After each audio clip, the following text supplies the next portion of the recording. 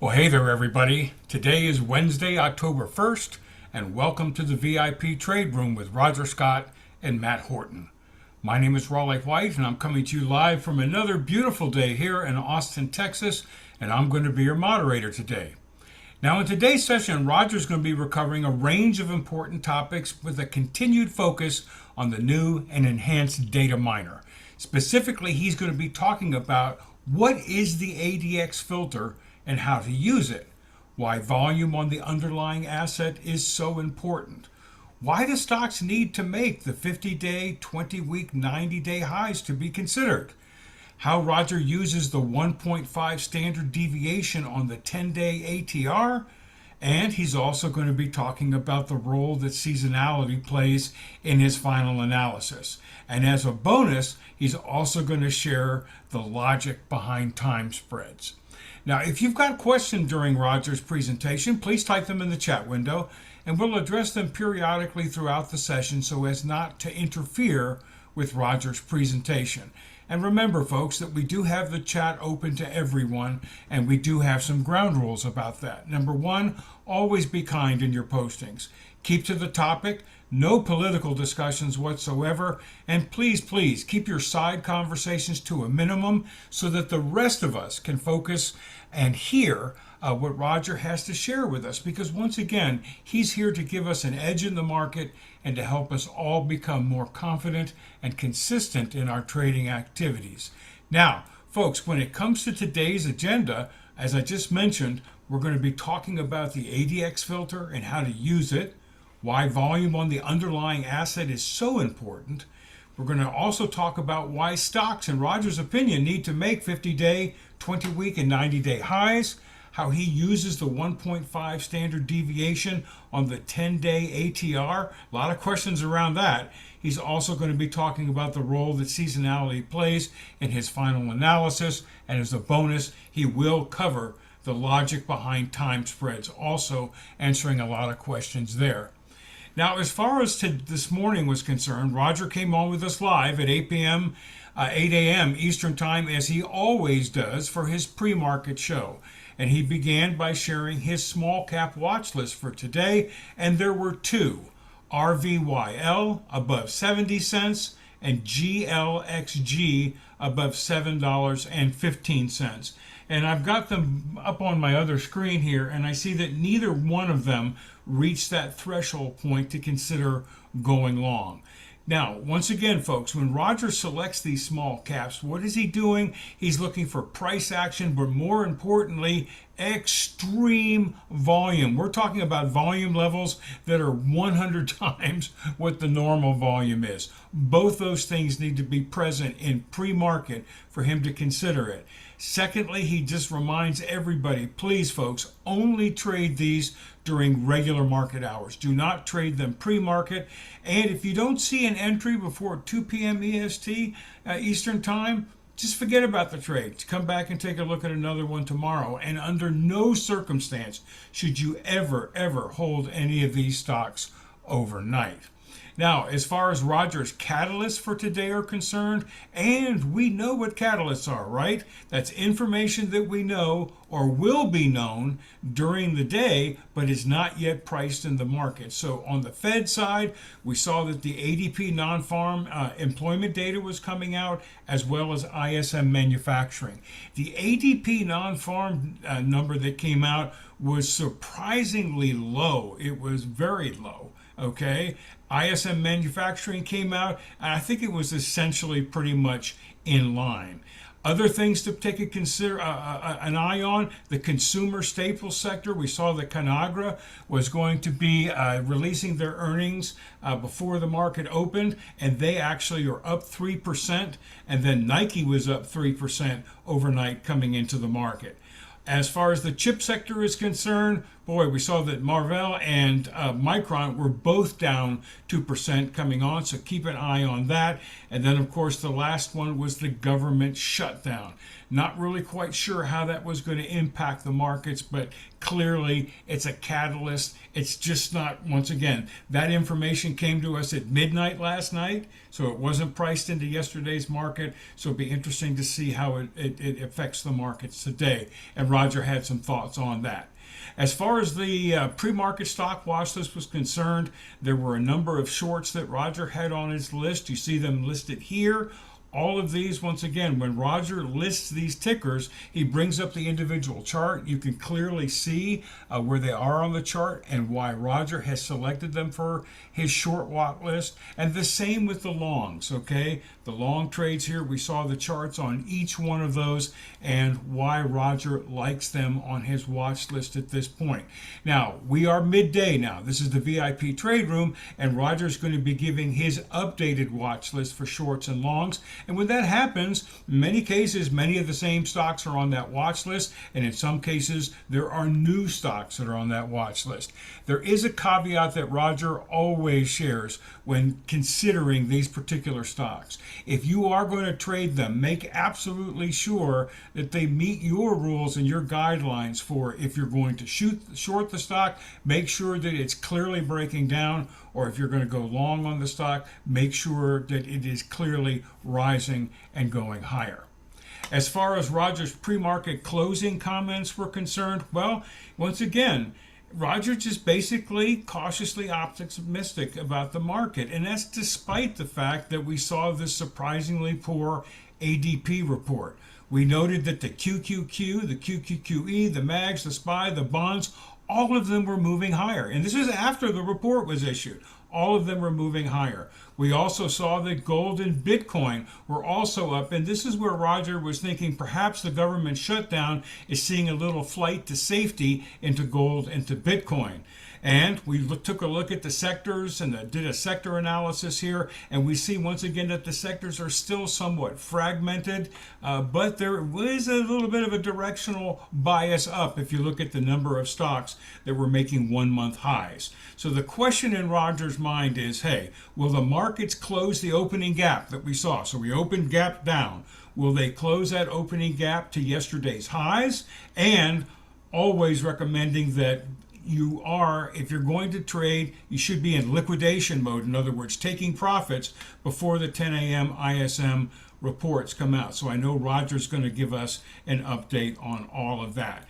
In addition to that, folks, once again, just to remind you that we've got a terrific agenda today. We have ongoing focus on the new and improved data miner software. And today, Roger's going to spend a lot of time talking about what the ADX filter is and how to use it. He's going to share with us why volume on the underlying asset is so important. He's going to share why stocks need to be making 50-day, 20-week, and 90-day highs to be considered. He's going to tell us how he uses the 1.5 standard deviation on the 10-day average true range and the role that seasonality plays in his final analysis. And then lastly, folks, as a bonus, he's going to share the logic behind his time spreads. Now, if you've got any question during Roger's presentations, please type them in the chat window, and we'll address them periodically throughout the session so as to not interfere with Roger's presentation. Also, guys, remember that the chat is open to everyone. So remember the ground rules. Always be kind, keep to the topic, no political discussions allowed whatsoever, and also, please keep your side conversations to a minimum so that the rest of us can focus on the education and the information that Roger's sharing, because he's here to give us an edge and to help us all become much more confident and consistent in our trading activities. So once again, I see that we have a great group of people here, a lot of people coming into the room. This is an exciting session. I'd like to just give a universal shout out to all of you that are here, and also want to acknowledge that we have a number of people that are joining us from foreign lands. We have people here from Europe, from Spain, from South America, also in Asia. It's just amazing, the number of people that Roger has and the influence that he has on helping all of us become better and consistent traders, not only here in the United States, but on a global basis. So terrific there. So anyway, Roger's going to be joining us here in a minute or two. Once again, we see the agenda that's going to be covered here, the focus ongoing discussion about how Roger uses the data miner to make critical decisions on the trades that he takes. And with that, let's say hi to Roger. Roger, how you doing? And man, we have murderers row here. We got Matt, we got Kane, we got Roger. Holy smoke, guys, you couldn't have a better group of people here with us. Gentlemen, terrific to see you. Roger, always awesome to see you, my man. And interesting, once again today, the ADP report came out and it was really negative, but the markets, man, pre-market, Roger, they were all rising. And you basically shared, you said, hey guys, if they stay above support and move into these areas and start to fill this void, it could be a good day. I think your last point was, you were a little reluctant to say that it was going to be a high-flying day. You expect volatility today. But those were the things that you wanted to keep an eye on.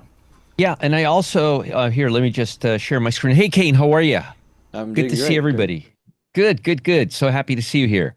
Let me just show you guys really quickly. So one of the levels that I gave you this morning was 66.66. I said if we get above 666 on the SPY, that I'm looking for an up day. I also, and I was I spent a lot of time talking about the daily chart, and I explained, and I actually, you know what? Heck, I even drew a trend line for you guys.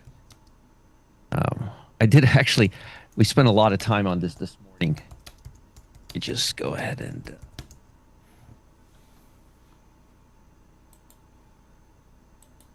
oh, my, the bell. Okay. Just go to the SPY real quick.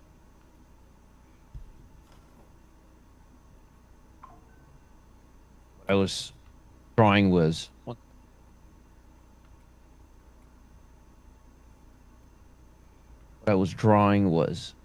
line, and I was saying how doing this, and I was saying how if this line right here, this bar, flips the 8-day EMA, and if it has a higher low than this, that means this path is continuing. There's no trouble there. Basically, what I was saying is if we made the low this morning, pre-open, and it looked like we did, we're okay. And if we can get above yesterday's high, that's really, really great.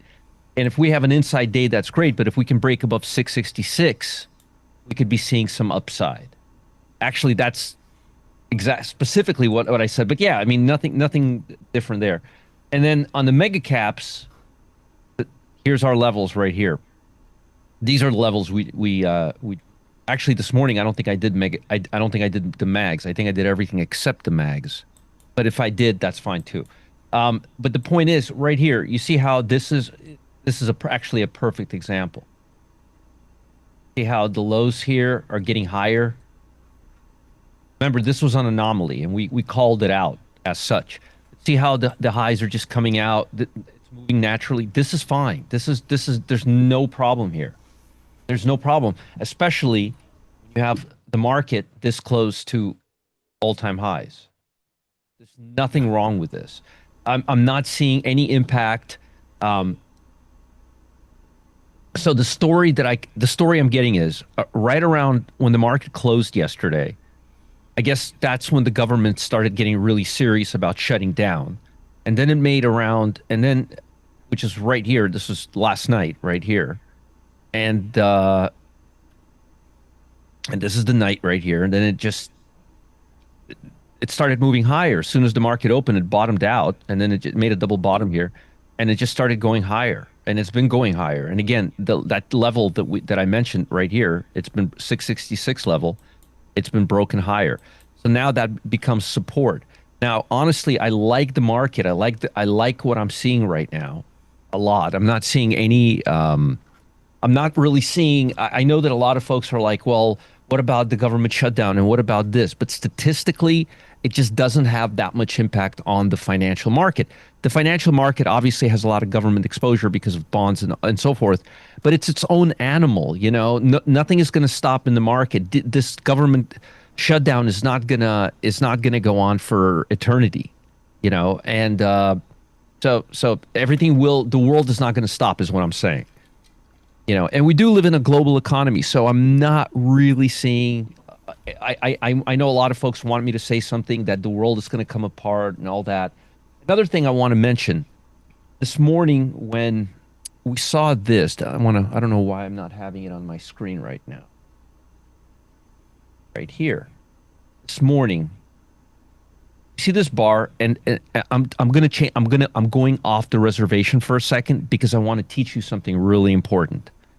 Okay, because right now today was just a perfect example of it. So we're going to talk about swing trading today. We're going to talk about my indicators, why I like them so much, all the cool stuff we put into Data Miner, but specifically why those indicators are so valuable to me. But first off, I want to show you guys something. So you remember I created this dashboard. This is a market internals dashboard.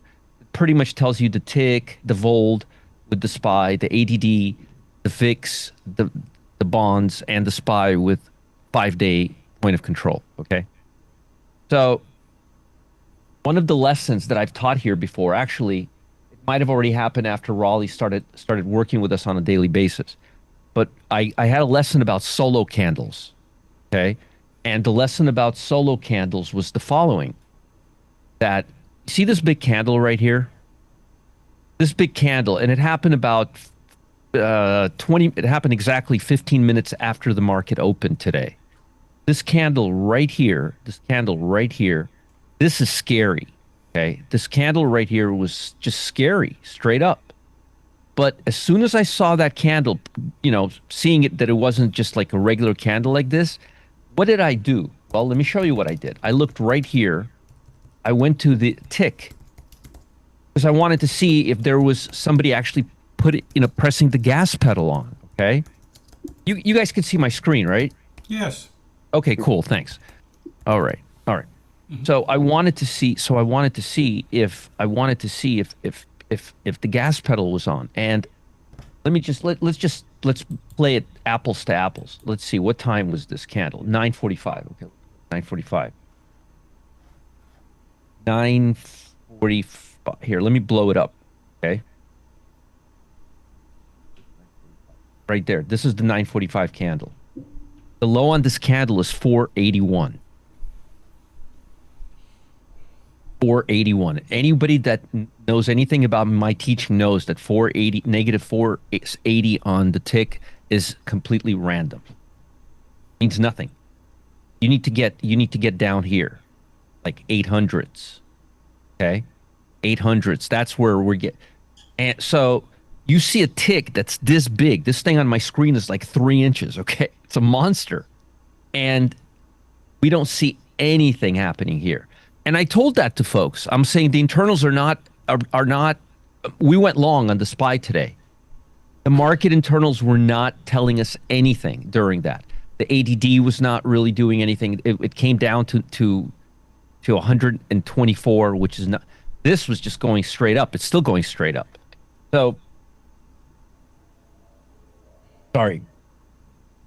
I have a lot to say today. I'm talking a lot. So you could see the market internals. What my point is this: when you see those big candles like this, you see these big old candles on the SPY. If you're watching the intraday price action, please do yourself a favor, and the first thing you look at is the tick, and ask yourself, is the tick? Where's the meat? Because that's the gas pedal. Somebody's turning the wheel really hard here. Really, really hard. Okay? But nobody's pressing on the gas pedal. And usually when nobody's pressing on the gas pedal, the car doesn't go anywhere. And in this case, the market did not. It was like nothing. I mean, it was like, well, here's what happened. Why am I telling you about this? Look. It came right back up. So I wanted to show you something that I teach you all the time. Like, hey, if you see a big candle, look here right away. This is really valuable stuff. Like you're not going to get this from Kramer, you know what I'm saying? Because this is stuff that you see all the time. And it took me a while to kind of put the two and two together. But if you see a big candle, but you don't see anything here, it's basically does an amazing job of identifying solo candles, single candles, solo candles. And solo candles are great for entries because if you see a candle like that, your stock or the index means that this is just an aberration. It's a great little. So you have a really strong stock and you see the SPY coming down with that big candle. The stock just comes off a little bit, 50, 60, 70 cents. And then you don't see this moving. Bingo. You got a great entry. So just something. And again, I wasn't planning on teaching this today, but I wanted. Sats is asking what program. It's part of Trading Zone Live and Alpha Zone Pro, those two programs, day trading. But again, I wasn't planning on talking about it today, but it was just such an amazing example. I haven't seen an example that good in a really long time, and we actually used it to make money today. And again, I'm not trying to sell you this. I'm just trying to tell you it's a great tool that actually works as we used it today very effectively. And I was writing in the channel, hey, internals are not computing this. So again, something really important. And good afternoon, everybody. Sorry, I'm keeping the chat closed. Hey, Ken, Richard, good afternoon, everybody. We're limited on time. So I just don't want to go through this, but good morning and good afternoon. And thank you for being here. Everybody on Zoom and everybody on YouTube. Thank you. All right. So needed to show you that. That was just like, I can't resist not showing you that example. That's great, Roger. Yeah. I mean, like sometimes things just set up so where do we go from here is the next question. I like what I'm seeing right now. I just don't want to chase this. I have a handful of stocks. I'm actually going to give you a watch list right now of stocks. And then I'm going to talk about all the cool indicators that we use and why we use them. Why? I showed them to you.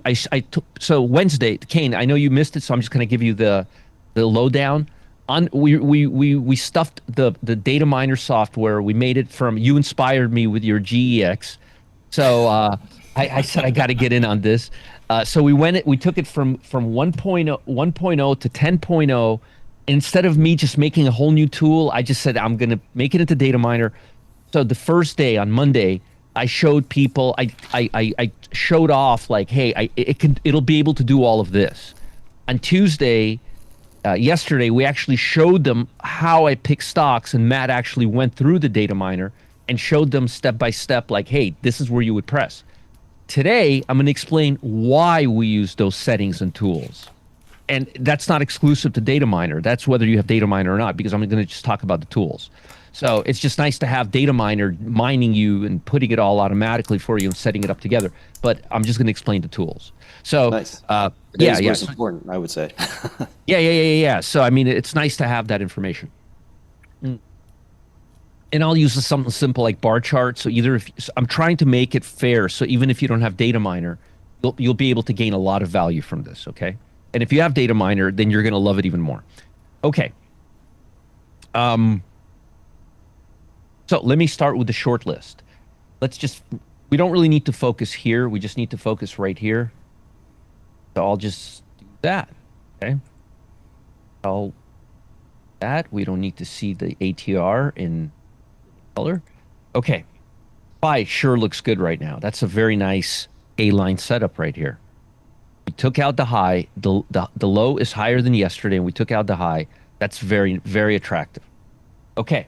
UTWO. Nice short opportunity. A little not overextended, but starting to get a little overextended. But I'll tell you this, if this thing is this week, when the market's near the 52-week high, I can assure you this is getting some serious institutional selling. That's what you want.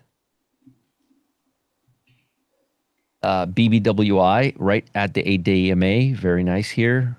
Crappy. Are they still around, this company, or are they like online now? There's none around me. They've No, all shut down. So. they shut down. I know around you. I mean, well, not right around you, but around Irvine, they had plenty of them back in the day. Yeah, I'm going yeah, they back. did. I'm talking 20 years ago. Is that the soap store? Yeah, soap Yeah, and there's one at the Yeah. mall by us. We have Yeah. some in Austin. they have them. Okay, okay. Yeah, I think we have a few as well. I think we do. I think.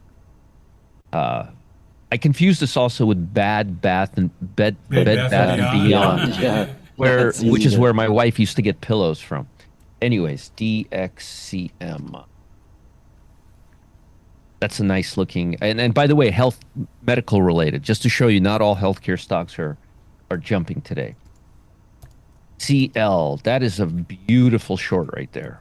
It's a grinder. It's a grinder. You don't need to wait. I mean, you don't need to wait for a breakdown. You can kind of grind, get it around the a day as long as it's negative on the day and stick with it. Just something to think about. ICE. This is an exchange, which is not, I don't like to see exchanges breaking down. And it is a little overextended, so you definitely want to wait for a pullback. But something to add to your watch list. You got plenty of time till earnings, too. It's Halloween there. Stock actually looked really, really nice. I like this stock. ERL. That is a very nice A line to the downside right there. Old Cracker Barrel. Doesn't look like the rebranding is going to be helping them out, right? As much as we thought it would. Kane, I know you don't have these on the west side at all, No. right? No. I don't remember ever seeing them when I lived there ever. But we have them all over the area, like a like Denny's kind of a thing. Right. I think I may have been to one in maybe like Texas or something like that. I don't know. Yeah. My wife can't get enough. She loves crap. She can't get enough of this. I think she likes the tchotchke store that when you go in. I don't know. I don't get involved in her shenanigans. All right. PRCT right here. Nice compression breakdown. Again, you gotta ask yourself, and I'm a big relative strength guy, and you gotta ask yourself, if a stock is breaking down, if a stock is making a 52-week low right now, or 20-week low, why?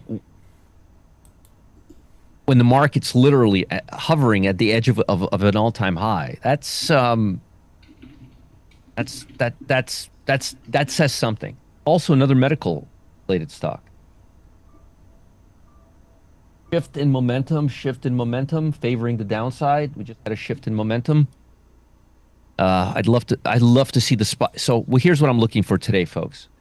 I have a bunch of stocks that I have lined up, and I'm waiting to see if the SPY can hit the VWAP.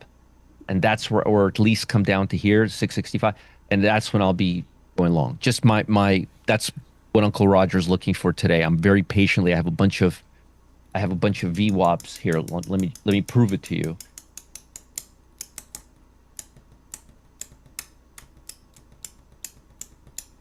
Look, all of these are all I have.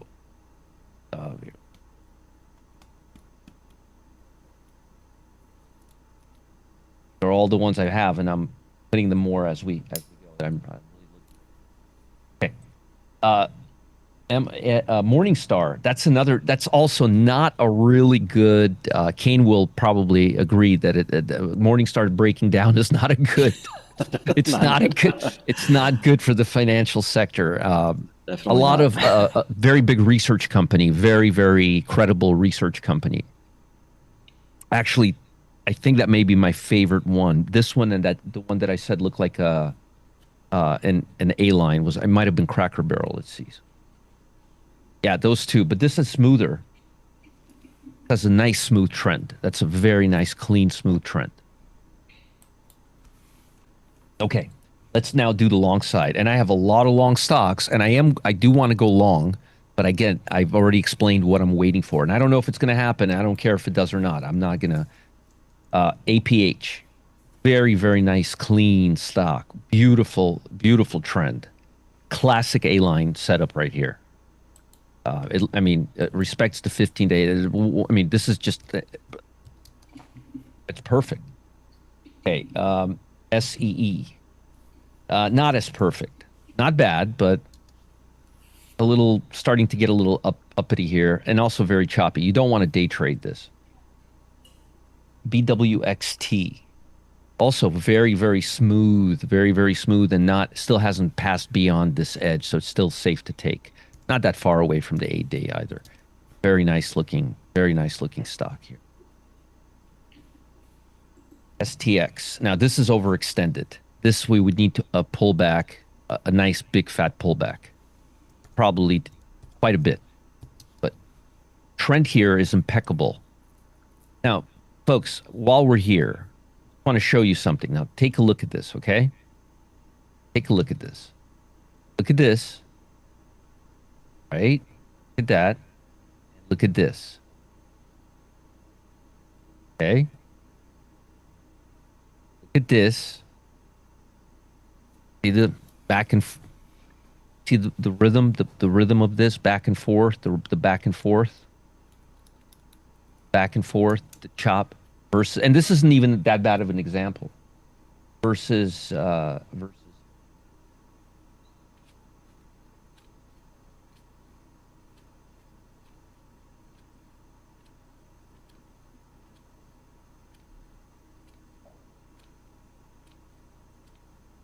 good for day trading, not good for swing trading. All right. Let's continue. APLD. And Kane, if you don't like any of these, or if you want to comment on any of these, please don't let me hold you, okay? Sure.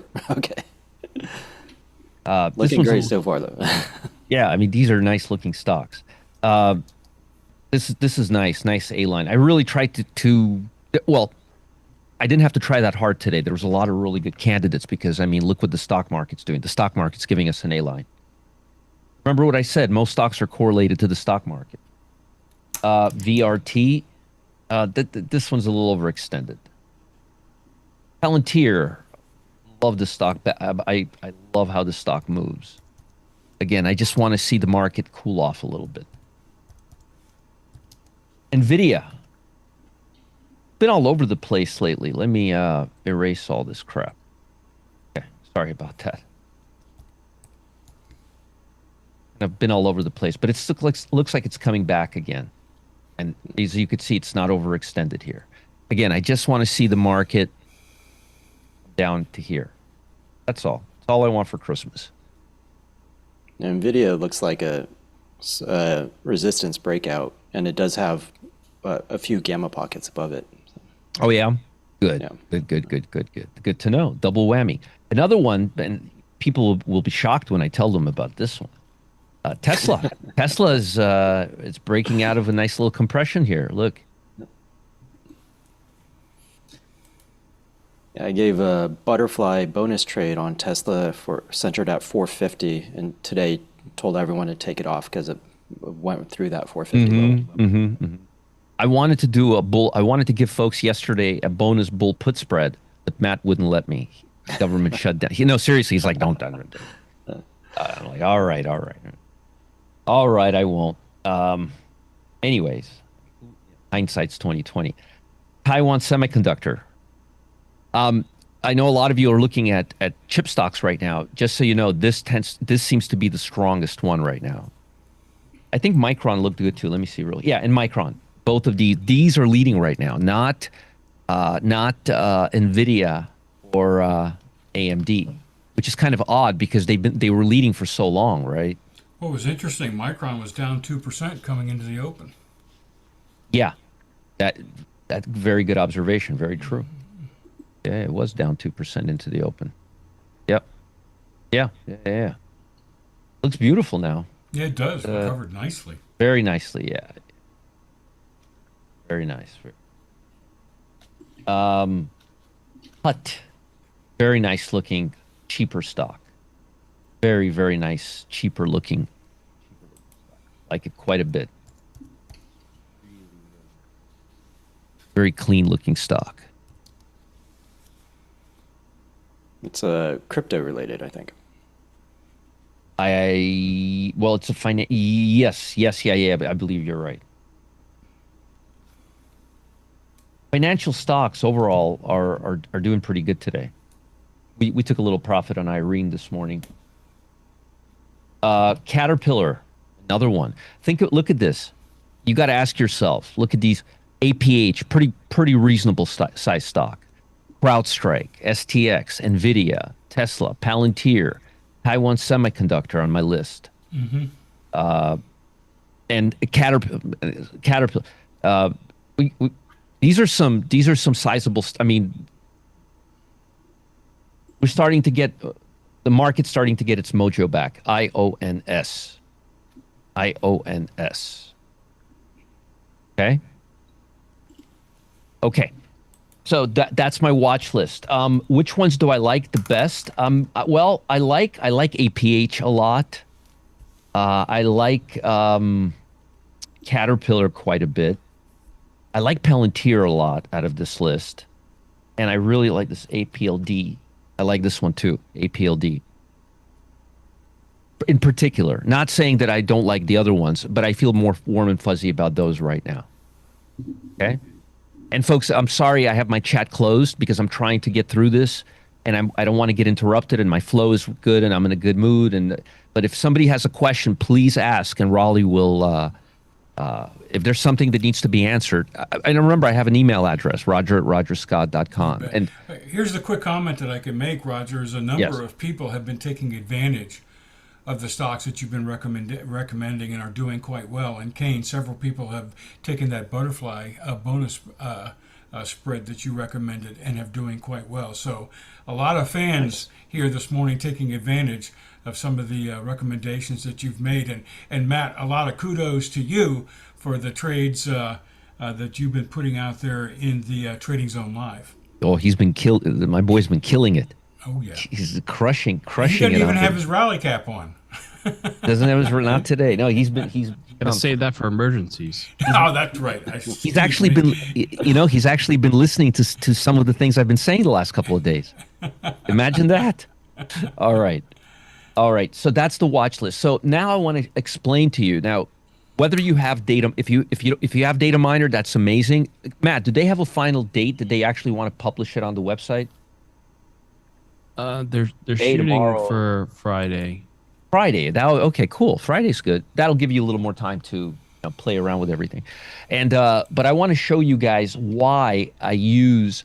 So for anybody that hasn't been here the last 72 hours, Data Miner now includes a bunch of tools that I use. So I'm going to show you whether you have Data Miner, you don't have Data Miner, whether you're going to buy Data Miner, you're not going to buy Data Miner. I want to explain to you why these functions that I've put in there are really important and why I use them. Because if you don't, I'm the kind of guy where if I don't understand why, I need to understand the why. It's interestingly because when I trade the markets, I really don't care about the why because I'm trading the technicals. But everything else in life, I need to know the why. Maybe that's what. Maybe I should just stop. Maybe I should just stick to my. Because the market works for me. Nothing else in life does. So maybe I should. I should just take my own advice and not ask too many questions about why. All right. Yeah, I could look at Netflix real quick. Sure. I always tell people that you got to be wired almost backwards for the markets versus real life because your survival instinct, like your fear instinct, is what gets most people in trouble. Yeah. I'm wired. I'm definitely wired. Yeah, my wife looks at me. She's like, "Yeah," and you think you're like I'm like everybody else, honey. She's like, "You really think that, huh?" Okay, all right. I crack her up, and I honestly think I'm like everybody else. And she's like, "Yeah, your mind just doesn't. Something doesn't work the same way, Oh, I don't know if that's a good thing or a bad thing, but I'll take it. I'll take it how it is. Okay. So Netflix looks like it looks pretty choppy here, but it looks like it's bottoming near this area here. And honestly, I wouldn't be trading it right now, but if I was trading it right now, I probably would be covering my position right at this level, and I would only be taking a short. Okay, so I want to show you guys something. And I'm going to use bar chart for this because I know that when I give lessons and I use bar charts, because I want to be fair for people who have advanced tools and don't have advanced tools. interestingly and ironically, you know, government shutdown and the VIX is actually down, not up. Yeah. Yep. Kind of, you know, I mean, to show you I mean, that this is like the most sensitive thing there is, right? It measures the fear that's in the add the money options on the S&P 500. So anyways, I want to show you a few things. So the first thing is, you may or may not have noticed I've added the 50-day high, the 20-week high. Matt, what do we have? We have the 50, 90, 20, those three, right? You have the 50, the 90, the 20, and the high low. Yeah, that's exactly. So as you could see here, here's 50, here's 20, and here's 90. And I use them every single day, every morning. And excuse me, if this was live, I'd use it in the afternoon too. And sometimes when the market's quiet and it's not doing anything, I just come back to here, and because it's on a swing trade based, 15 minutes is not going to do anything for me. Okay. So momentum is good, everything is good, but I want to explain to you why I use these levels. Why do I use a 50-day high, a 90-day high, and a 20-week high? Why do I use those levels? And I'll explain to you why I use those levels. Back in the day, I used to run a lot of back tests, okay? And when I used to do those back tests, I used to look for non-random periods. What I was looking for was periods where the market would basically run up and not go down. I wasn't looking for stocks that were gaining the most. I was looking for stocks that stayed up the most. And after running many tests, here's what I found. I found that anything below 50 days, like 20-day high, 1-month highs, they're like yo-yos. They don't stick. Okay? But anything... Hold on, one of my alerts just alerted me. CrowdStrike. 1 second.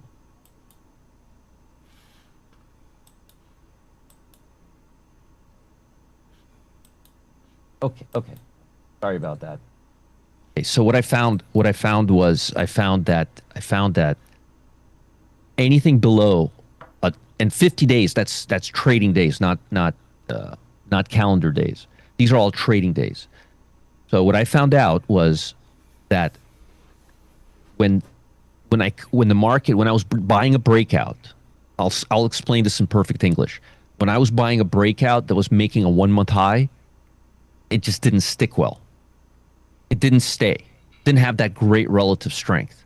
But when I was buying a breakout, so what I did was, and one of the cool things about the program I had back in the day, this was back in the day. This is Matt, what year were you born? 98. Yeah, this is before Matt was born. This is right around the time but maybe a year before Matt was born. The program allowed you to do simulations, and what it would do is you would basically put in, I wanted to start testing a 20-day high, and I wanted to end and it would give you a graph, and it would tell you where the asset would be 10 days later based on any of these entries, which was really great. And what I found was that any time you had a breakout, a 20-day breakout, basically any time before a 2-month, so 5-week breakout, 6-week breakout, it didn't hold well. And then what I also found out was so then what I also found out was that when the stock, so naturally I'm thinking, oh, okay, longer's better, right? No, I found a sweet spot. Between 50 days trading days and 90 trading days. So basically the 2 to 3 month range is a sweet spot, and anything over that doesn't hold as well. I suspect, and see, I'm not going to play Mr. I know everything. I suspect that's because of earnings, because there's a 3-month period on earnings, and the 2-month just kind of it stays in that window. Basically, they feel something. Matt, can you fill me up? Yeah. Thanks. Thank you. So basically anything beyond and below doesn't have that sticking power. So your next question, assuming you're following along with this and you know what I do is, then what the hell are you using the 6-month high for? if why are you giving us the 50-day, why are you giving us the 90-day, and why are you giving us the 20-week, which is a 6-month high? I'll tell you why. Because I did another study, and by the way, this is the first time I'm telling you that. Well, no, this is not the first time I'm telling you this, but I haven't mentioned this in many, many years. Thank you, sir. I appreciate it. And the reason for that is this. I found out that when you have a stock that's simultaneously is on your 6-month watch list and on your 50-day or 90-day watch list, those have even more sticking power. That's relevant because it's showing you strength on 3 different time periods. Why I created this, well, this has 1 month, 3 months, 6 months, but you see the 3 and the 6 month? I like that 6 month in there because that 6 month tells me that basically I like to use the 3 month and the 6 month combined. They're very, very good. And that's the reason why I put that into Data Miner. Okay, that was the reason why, because it has the best sticking rate. So when you go to Data Miner and you see on top 50-day high, 20-week high, 90-day high, 20-week high, you'll understand why I have them on there. Okay, all right. I use them every single day here. Now, what's this business with the ADX indicator? Why are you putting that in Data Miner? What's the big deal? Why is that in there? Okay, why should I focus? And by the way, Matt, do you know if they put the 10-day ADX or the 14-day into Data Miner? I mean, it's not a big deal. It really doesn't make a big deal. It is. So I actually believe it's changing with the analysis window tab. So you can do 5, 10, 20, 30, 60, or 90. For the ADX. Yeah. Not the breakout levels, but the ADX. Talking about the 90-day, 50-day, and... No, I'm talking about the ADX. ADX. Yeah, but the breakout levels, that's what you're talking about, right? No, I'm talking about just ADX. I'm not talking... ADX is moving. All the other ones are fixed. Oh, so ADX you could set to whatever level you want. Right. Okay, well, I like 10, but 14 is fine. I'm going to go right now to 10. Anyway, 10-day ADX. Again, don't get caught up on this. This is the standard setting that you'll get on your tool. When you go to your ADX will be 14 days, and your ATR will be 14 days. That's that's standard setting. I like to use 10 days. So, and that's just FYI. So what is ADX and why is ADX important? ADX is another factor that helps us on whether the stock is sticky or not. And again, what do I mean by sticky if you're just tuning in right now? I'm talking about stocks that move up, move higher, and don't do this. They're just kind of gliding up at a nice, smooth trend, kind of like stocks that I was showing you this morning, kind of stocks that are moving up. Now, ADX is non-directional. It basically, let me explain. Let me show you. Let me give you an example. I'm going to just move my arm in degrees, and I'll explain to you.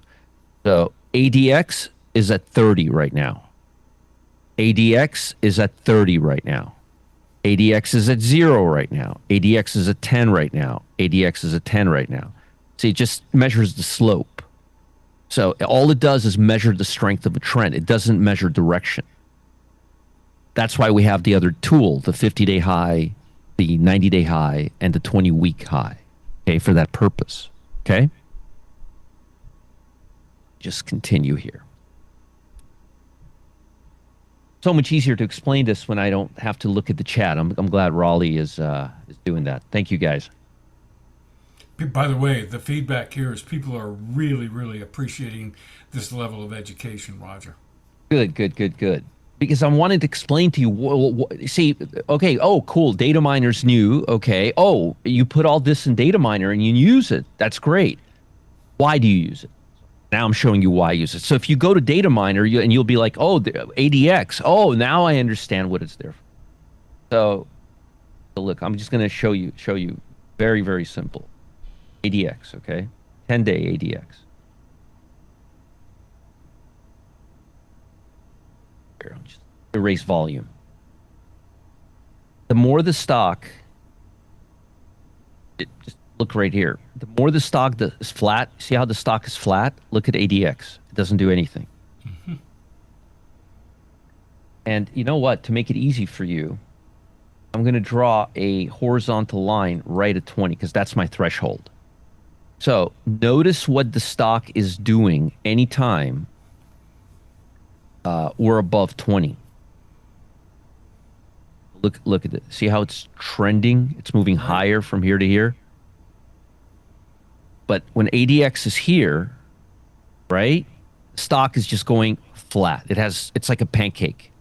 This is Florida, okay? This is flat. Flat like a pancake, okay? Flat like a pancake. ADX is here.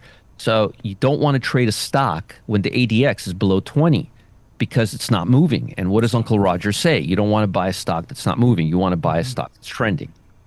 So the reason I put the ADX filter into Data Miner and to say strong trend or weak trend is because if ADX is above 20, that means the trend is moving. And if ADX is increasing, that means the trend is getting strong. The slope of the trend is getting stronger. And if the ADX starts declining, that means the trend is getting flatter. Very, very, now, and I'm going to be very honest with you. Kane and I do not need the ADX filter. Okay, I stopped using the ADX filter probably 25 years ago because my eye can see a slope of a trend really, really well. And if you've been doing this for any amount of time, you will be able to as well. But till then, you need training wheels. The ADX doesn't lie. It tells you, so if you're like, is this stock trending? Is ADX over 20 or not? If the ADX is over 20, it's trending. Period. Now, here's where the danger zone. There's always a danger zone. Yes. Am I right in how long has it been since you actually needed to use the ADX? Be honest, Kane. How long has it been? I can't even remember the last time I looked at it. That's what I thought. Yeah, but we're just being honest with you. Sure. We're just being honest with you. I'm not going to lie to you, but a lot of you are like, oh, is the stock trending? I mean, so you see this right here? This is actually a perfect example. Look at APH. This is the stock I want to buy today, right? Look at this trend, right? So look at this. So look what ADX is doing. So anytime ADX is below 20, stock is flat. Don't go there. Anytime the ADX starts getting higher, it starts going up. So the next question is, well, Roger, why don't I just filter and buy stocks that have an ADX over 50? Right? I mean, wouldn't that be like the best thing possible? Yeah, we want parabolic. Yep. Right, because it's too late, Johnny. That's why it's too late. It's moving too much. Ideal, the sweet spot is between 20 and 40. Momentum is starting to turn positive. We have a momentum shift. Ring, momentum shift. Alpha Zone Pro is telling us we have a momentum. All right. So getting back to what I was saying. The sweet spot for ADX. See this nice smooth glide. See how it's always above 20? I wouldn't even worry too much if it's moving up or down, as long as it's above 20. But if you start seeing it's getting above, this is too much. It's like 50. Basically, you don't want to be like 45, 50 degrees. It's too much. You're going parabolic. Time to start peeling some off. Okay? Mm-hmm. Is everybody like anybody confused here? Or are we all good? Well, Roger, just to recap here quickly. So we're looking at stocks that need to make 50-day, 20-week, and 90-day highs. We'd like to see that because there's a stickiness to them. Then the next thing that you looked at was at the ADX, and you're basically looking for it between 20 and 40. It's a confirmation, if you will, of that stickiness. And you need to see those things stack up together. Yes. That about sums it up right there. And you could see it, folks. You could see with your eyes. Look, let me show you. You could see with your eyes here. Look at this. Look at this. Just gets into a dead spot right here. And look at how this thing just starts bolting. Well, here it's okay, but when you start getting like right here, into the 50s, look what happens every time. 50, 60, it's just too much too fast. You see the retracement, yeah. Yeah, it's too aggressive, So I'm telling you, the sweet spot's between 20 and 40. And guess what? I put that into data miner. So think about this. Start with the technical flow, right? You find stocks that have a 50-day high, a 90-day high, 20-week high. You as a confirmation, all across you get the green. You get an ADX that's strong, that's between 20 and 40, right? Then I'm going to go back to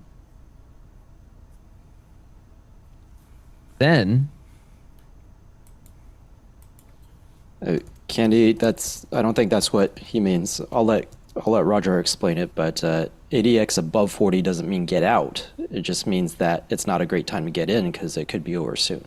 Yeah, it's a good time to start looking for. You're getting into something that's just starting to get a bit too overextended.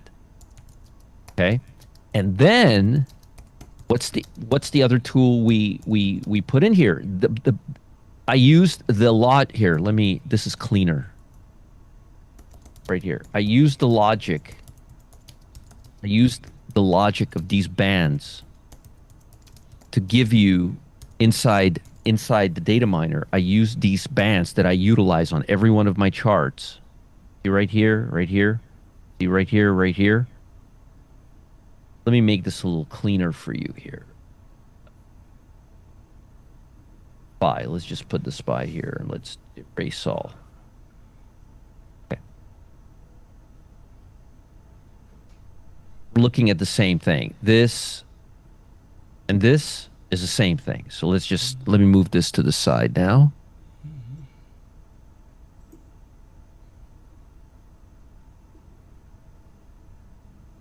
So in data miner, if let's say you find a stock that you really like, right? And you press the options, you're going to press the options. Well, it's going to give you options based on my criteria. And my criteria is usually, as you know, about 3 to 4 weeks out. And a delta, and a delta of about 0.70. Right here, here's the sweet spot.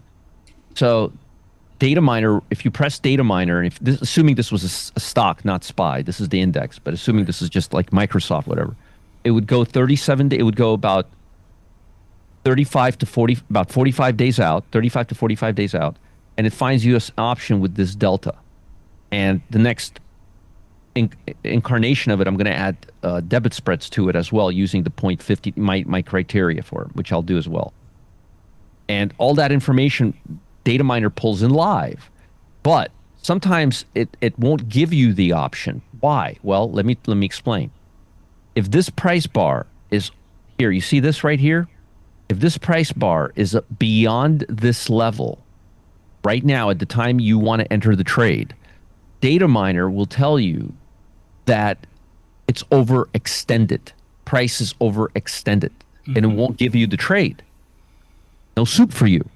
And similarly, if you're trading to the short side, it would use this area right here.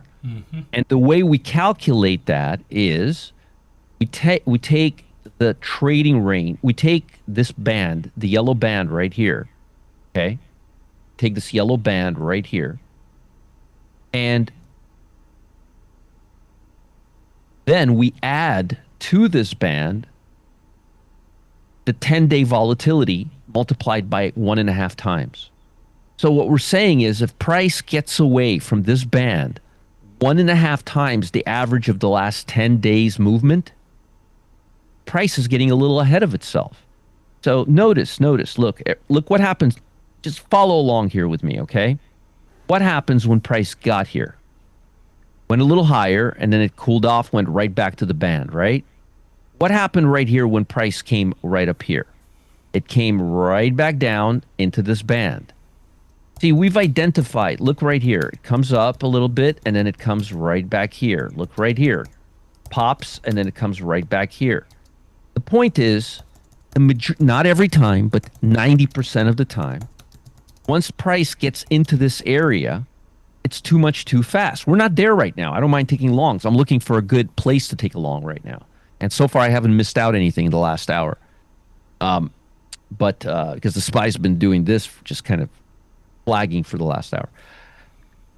But my point here is this, is that these bands keep us out of trouble.